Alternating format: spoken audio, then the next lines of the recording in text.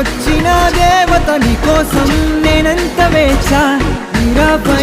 ఏళ్ళుగా వెతికిన ఇవాళ్ళే నేను నిన్ను చూసా బట్ అయినా సరే నాకు నువ్వు ఈజీగా